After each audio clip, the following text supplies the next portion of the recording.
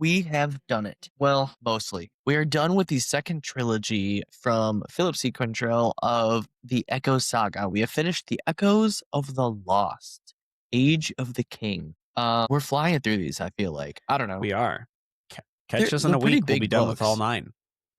Yeah. Just looking at this cover, this one is probably the sickest. Just in agree. terms of like badassery. The last one I think I liked this much was the third. Gideon Third one and was good. Largo. Yeah. I like the fourth one too. I really like That's this true. one because we talk about this every time. Not sure how I feel about the character art on there because that's not how I picture Vigon at all. Same. But I definitely pictured him like stockier. I don't know why. yeah, like short and stockier. Yeah, I pictured him like thick with a few C's. Yeah. But here he is just balling. Literal Chad behavior. Huge energy. Anyway. How do you Are you feel ready about to do this one? I don't know. There's some takes to share for this one. Which is weird. It's weird. Well, we'll just jump right into it. Let's do it. I had some issues with the character development. We have the same issues. We already talked about this. We have similar issues, and I was taking my notes, and I actually feel like I have more issues than I initially said when we talked about it offline. Okay.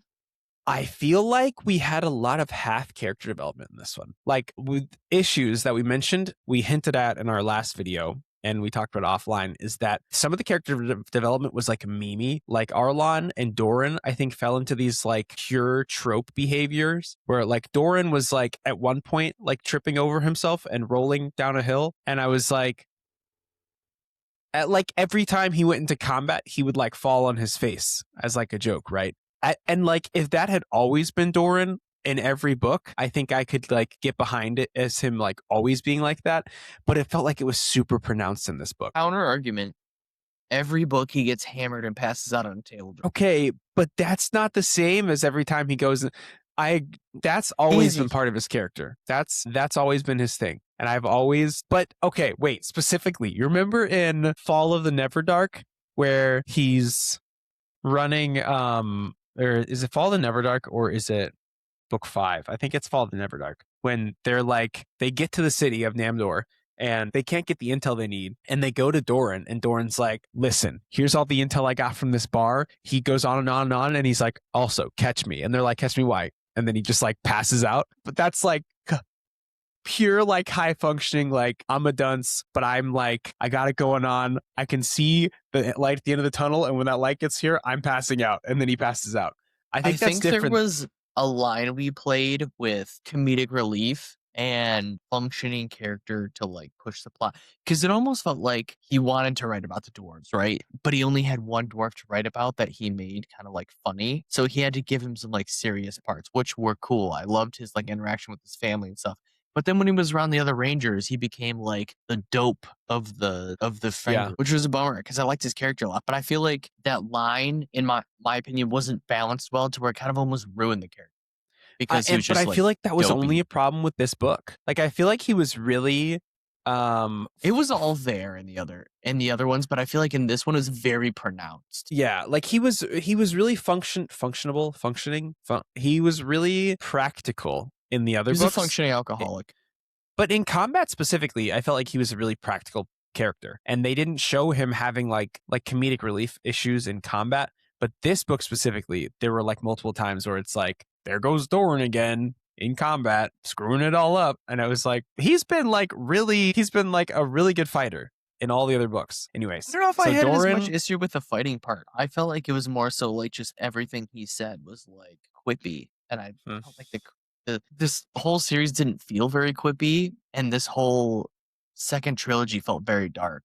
And so you need some comedic relief, but I just feel like Vigon had better like tension diffusing lines than Doran. My character could not fucking stand was Arlen. I feel like his character in this book was borderline insulting to read his and any interaction with him because he had all these crazy plans years in the making, right?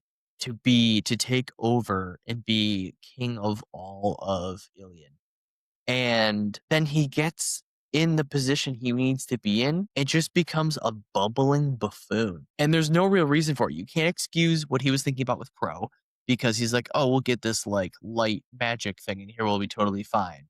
Yeah. That had nothing to do with his ascension. He was just beat bopping around and making horribly stupid strategic decisions. He ran the Iron Sworn for years, and then he's just like, we'll send the army out there, whatever, doesn't matter. I'm like, Yeah, you that didn't can't make sense. actually feel this way. Like, it feels fake.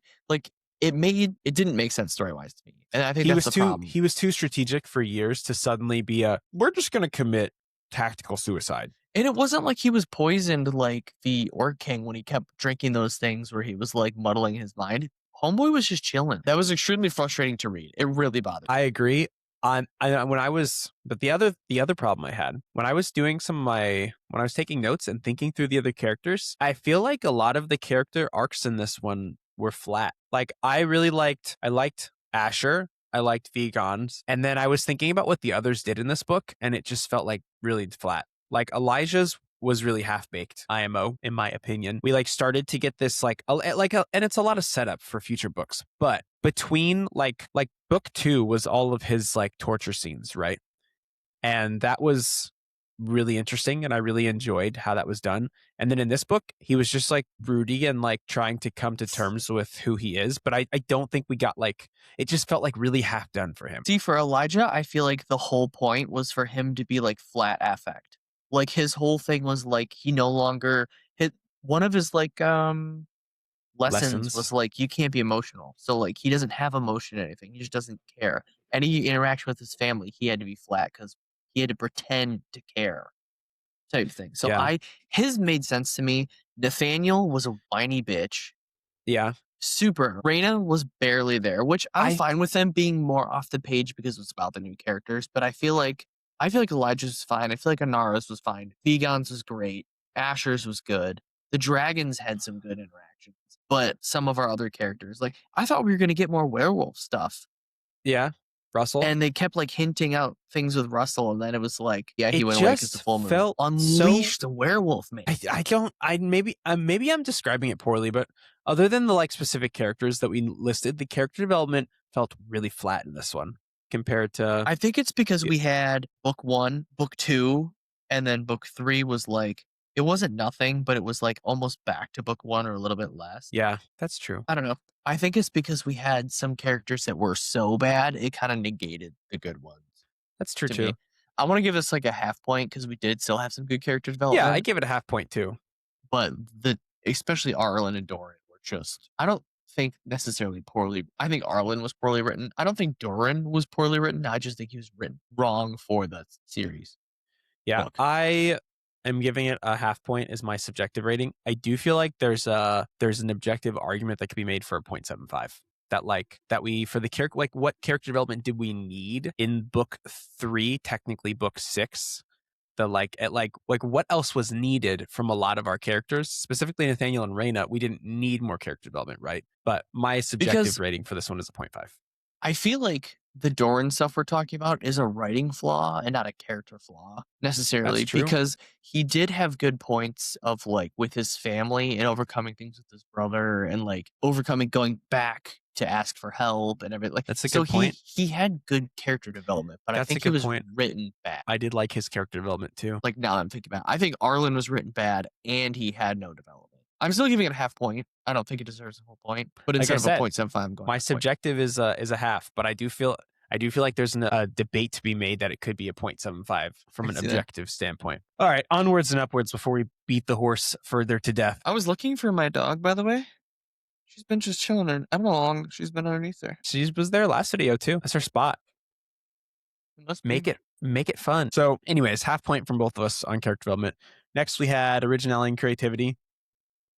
I gave that a point. Continues to be great world, original, fresh. I really enjoyed all the monsters and all the different cannon fodder has been really interesting. The what was the name of the big snake thing at the end? That thing was cool. We didn't get to see much of it. But it was so cool. Stone Maw. That was cool. Like the concept and the lore behind it was cool. Lots really creative. I have things to say about it in the next 2 categories. But for this category, I think it was a very well done third book in terms of the vibe because the first two were so dark and this one was dark, but like the characters like accepted the dark and were like, all right, this is the new way to go. Like we just have to keep pushing type thing. Um, Gideon also I felt almost super want to like useless. just bring up a point of in the originality department, Doran's storyline of him going back to the mine, doing the same exact thing was a little irritating. Yeah. It felt super redundant. It makes sense, and it's not like I think it's a subjective thing to where I was reading it, I'm like, "Come on, we're going back." It totally makes sense story-wise. So, like, it's not out of place in terms of context, but in my brain, I'm like, "They're going back to already where they were." And they made it like this big thing he has to hype up and do, which he does because, like, the stakes are higher. Yeah, he's the So, only dwarf too. So it's like there's no yeah. option, right? At least he brought different people with him this time. I'm still giving it the full point because True. that's really my only Yeah. point to it, but and I like that we still use our secondary character well, not secondary, our new characters and some of our secondary characters from book 1 were more highlighted than, Yeah, it was cool to see Asher, some Reyna, Galanor and and Russell stuff. yeah, it was nice. I don't know that we really got like character development from them, but it was nice to have them with some spotlight. I don't think they needed them. I think they were I there agree. for continuity. Yeah. Engaging storyline. If I step on a crack, will it crack your back? By your mother? With that hair, I was engaged. All the storylines were great. I loved that there were so many going on and they were all interesting. Again, loved all the POVs except for the Doran ones. At some points, I was like, all right, come on. Like, once I like got Yeah. them, like, all right, come on. But once I started reading them, I'm like, all right, this is important. I am interested. I was the exact same way. I was getting to the Doran Povs before they got back to the dwarves when they were traveling, and I was like, Asher's stuff is way more interesting. The It's dragon. interesting. I think this book took me the longest to read. Yeah. Me personally, not you. You flew through this one. When did you finish it? Yesterday. So the 8th. Tuesday. Yeah. It took you the same length as book 4, a week and some spillover. Book 5, we read really fast. But I feel like multiples of them you read in like a work week and some spillover. The first trilogy I read real fast because you were on vacation, and that's when I read. Like, That's true. and then it took a break because you're like, don't read without me, and then you read like 19 books. Not even an exaggeration. It'd be that way, man. Fall of the Neverdark read in 4 days. Kingdom of Bones was 6 days. Age of the King was 8 days. Wow, you read slow. So really, actually not that good. It took me 10 days for book 3, 5 days for book 2, and 4 days for book 1. Yeah, but it all depends because I don't read on Thursdays and don't read on the weekend. So, like, depends on when I start. That honestly just sounds like a skill issue. It's a personal life pacing issue. That's what it is. Full point for engaging storyline. That was good. I liked Asher's stuff. I liked how the elves were around. Gideon's little jaunt into the starts with the V. What are the dwarves? What were the Vengora? Gideon's little jaunt into Vengora was cool. It was great. Easy point. The story end and wrap up. Disappointed. I feel like this happened with book 3 too. We have this big culmination of all these events, and it just didn't feel earned. Was my problem. There was a lot that happened, and here's my problem. Overarching problem with this second trilogy. We have the Crow with all of his machinations and future seeing that we didn't solve or break. So everything that the characters did was scripted, right? There's nothing that they did was off the page. Everything was exactly how I wanted. The Crow turning into the Leviathan was pointless because he was just the Leviathan for like 4 minutes and then he it killed died. it immediately. And then you could make the argument, oh, he became that so that way he could fully wipe out the Dragon Islands or whatever it was called, the Dragoran or whatever the island was called. But not really because the big worm just had to flop around, right, and destroy it. So that was super disappointing. I feel like the big fight with Karakalaka, I think. Yeah. Also kind of disappointing. Like it made sense. Like his whole point was to fail and fizzle out. But I feel like nothing really bad happened. We had the big stone maw. Goliath just picked him up and took him away, and they fought off screen for like 6 minutes. It just felt like a lot of culmination of things that just kind of worked out for everybody. Yeah. Nobody died, which was the biggest, I think was a huge mistake. I always say that, oh, you need to kill your characters. What are we waiting? Like, not a single person died. Not a single person, which is crazy for this like end game fight, right? And he set it up to like it looking like Inara was going to die. And that would have made sense. He's got other things planned for the character, fine. Somebody else should have died there. All the main characters were fighting the big baddie boss at the end, and he didn't take out one. I feel like this is not part of this category, but it kind of matches with what you're talking about. I feel like this book suffered from too much going on, and he tried to resolve too many things at once. And I think we got a bunch of really unsatisfying conclusions. And I think that like everything you just mentioned, the problem was that none of it felt earned. We didn't sit in any of those like trials long enough for it to be like for it to be impactful. Like it doesn't really go here. So I'm saving this one for later. I'm not going to mention what I was just going to mention. But all the trials they just ended. I Like think the problem was the we had Leviathan. so much buildup. We had like 0.7 buildup out of one, and then we plateaued, and then all of a sudden it was 100. We missed the 0.3 in the middle. Yeah. Sorry to cut you off. I gave it a half. I didn't give it a 0. I gave it a 0. I think because even like We gave I liked Catabasis how half the a point for ending. Yeah, We should give that a 0. that should have been an easy 0. I just think because there was so much, and I didn't necessarily like where a lot of the characters ended. Like, it made sense for Gideon and Ara doing, but like Vigon's king, fine. But his whole battle, even with Arlen, I think it's because I hated Arlen. But he's like, all right, I'm gonna 1v1 you, and then he's like, I'm gonna fight you as the champion. You had to fight like the golem. Then like this huge revelation that he's unkillable, and he just like sinks in the ice. Yeah, Very convenient. that's what I was gonna say, but I'm actually taking that one in emotional impact. I'm a lot of what we're talking about for me detracted from the emotional impact, which I'm still keeping it a it 0 can here. be it can be both. It's fine. I'm just it's the same thing. It's just that like all of these little resolutions we had for all these trials, they were like so much build up. Like the one with Vigon and Arlon that you just mentioned is another really good example. We've had three books of foreshadowing that Vigon's going to be the king, that Arlon's going to be taken down by him, for it to be a 2-minute like spur of the moment thing. It was just like so I was fine with it being spur of the moment if you would have fought Arlen there. But they like Yeah. we had the golem, and it was like, oh man, this is actually crazy. And it was just nothing. It was like, you defeated He could have him. It was fought like, him, whatever. and it could have been a big emotional thing where he like spares him and is like, I'm gonna be better than you. I'm gonna like it could have been pivotal character development, and it was like this kind of cheesy fight versus the golem that he like tricks into sinking into the ice. I will say I feel like he had the character development, like saving his dad and then like letting him Yeah. walk to people. That was a powerful. I like I said, I felt like Vigon's character development was good. I think these situations were just really, they didn't have as much weight as they should have had. I feel like, and this is just for like the general crowd listening right now, I feel like we're talking very negative about the book so far. I really liked the book. Same. But I just feel like because we had so much good and now we have some like badness Yeah. at the end, it just leaves a little bit more of a sour aftertaste. We gotta temper it too. And it's like, this was, I think, the weakest of these three. I mean, we gave the other two both a 10. That's true. The world building and setting for this book, though, I thought was fantastic. Setting was so great.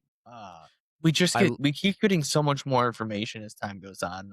I want all of it. I want all the tidbits. I love Verda, and I've always loved how he has made history a really big part of the story, which makes me, it's just kept me excited for the other series he's written, because he's always made history so important. The fact that we get to book 2 or 3, and he's like, by the way, Adeline made the orcs. I was like, damn, I should have saw that coming. Why did I not see this coming? Yeah. I think even the way he does, like, he sets up future things by kind of like bringing up the past. Like, the dwarves only have this hierarchy. And now he's got like his brother who is now going to break the hierarchy type thing. It's like, okay, we have a whole bunch of lore background of dwarves. And now we have like potential future lore and history and different like political things that are going to happen in that system and stuff. So like the web spreads, like the mind. La la la La la la la. Big Hero 6. Yeah, I give it a point here. I still feel the pacing and structure for me was fine. Same. It was great.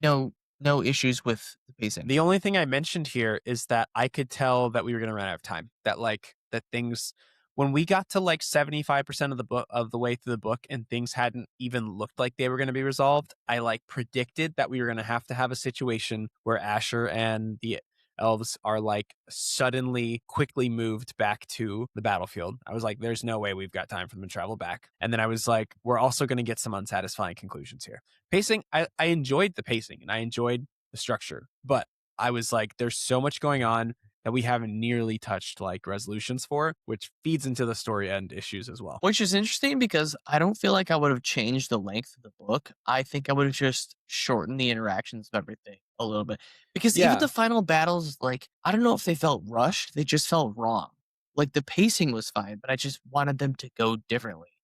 Yeah. So it's not really a pacing issue. It's just more so I don't know if Right. Like the I gave content of that. Yeah, I gave the pacing a full point. Me So, too. Stop yelling at me. what? Just kidding. Got it. You're wrong. Emotional impact. You start. I felt like the mishandled conclusions to some of the big trials detracted from the emotional impact for me. In this one specifically, right? Like it's hard because I feel like overall, looking at all three books in this mini trilogy, great emotional impact. Very dark. We saw some great character work. Looking at just this book by itself, I gave emotional impact half a point because it felt like a lot of the situations were mishandled emotionally and they were just like over really quick and didn't like sit or like give the proper weight. Like I wanted more weight from Vigon like becoming king. It just felt like it was like, anyways, that was that. And I wanted more weight from Crow being like taken down and becoming the Leviathan. It was like, anyways, that was that. And I wanted more weight from like the battle being won. And it was like, anyways, that was that. It was just like everything was like a, and then it was done. And then it We was did done. it. Yeah. Yeah, I think the only thing that I would say based off what you said was because the whole fight, like we already talked about with like the golem and everything, but I feel like his shock of like being the king kind of felt genuine. Even though it was like obvious that's where it was going. And I feel like Elijah's story was still pretty emotional because of like you can tell how changed he is and how it's affecting everyone around him. And like you can tell he's Yeah. kind of might be a villain in the future. You But can you tell could it's tell trauma. the rest of it was stunted a little bit. It was like, we did it, but like it was easy. So it's kind of like you said, like halved everything that happened. And with the halve, I gave it a half a point. If I want to give it a half point or if I want to give it 0.75, I feel like I'm going to give it a half.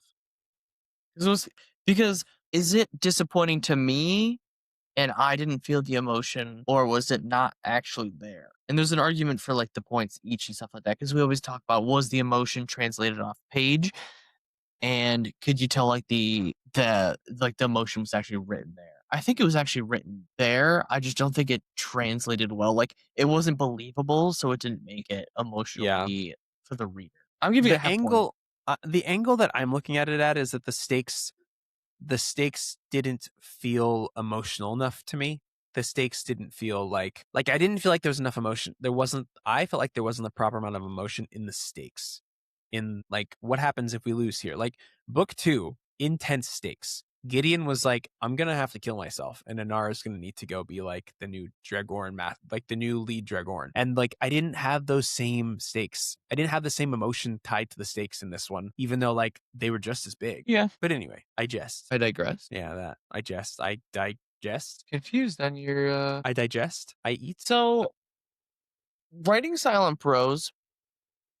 I love his prose. I feel like the writing in specifically his endings. So book 3 we didn't like as much, and book 6 we didn't like as much. I feel like and Damn. I hate to just be picky, but I think there's a slight problem with conclusions. And obviously there's a plan for more, but you have to conclude a book or conclude the trilogy. Like you can have cliffhangers, but still conclude storylines and still be Yeah. satisfying. I feel like we have a hard time like rushing the last 15%, but not like I don't want it to be longer. I just want it to be, I think it needs to be different. Not that I want it to be different. I think it needs to be. So I'm giving it 0.75 because I do think the writing style is generally pretty good. I think it's just the ending here. So that's why I'm not going off the quarter point, which I sounds agree. picky, but that's why I'm here. I agree with you. Yeah. I mean the way that the story was wrapped up in both. There was some lots of really good build up for some kind of unsatisfying conclusions in both 3 and 6. Yeah. But meaningful themes and depth. I think this book is littered with themes, and I feel like for all the things that we said, this was a very deep book diving into like a lot of different characters, a lot of different really relationships with like family and friends and relationships with themselves and their goals and everything like that, like on the base level well as the whole like, duty versus what you want to do. I guess I don't know what you want to call that. Yeah. Duty versus wishes, like your aspirations. Duty versus desire. D&D. DVD. Your hair is blowing in the wind. Okay. Yeah, the themes were good. I gave it a point here. Great themes. Oh, Yeah. I think that this series overall does very well with the themes of death, especially you can see he's growing as a writer. And I think that the tone of this second trilogy has been chef's kiss. I agree. And then rereadability and lasting impact. I gave it a full point. I liked the book. If I reread the series, I wouldn't be bummed when I got to this book.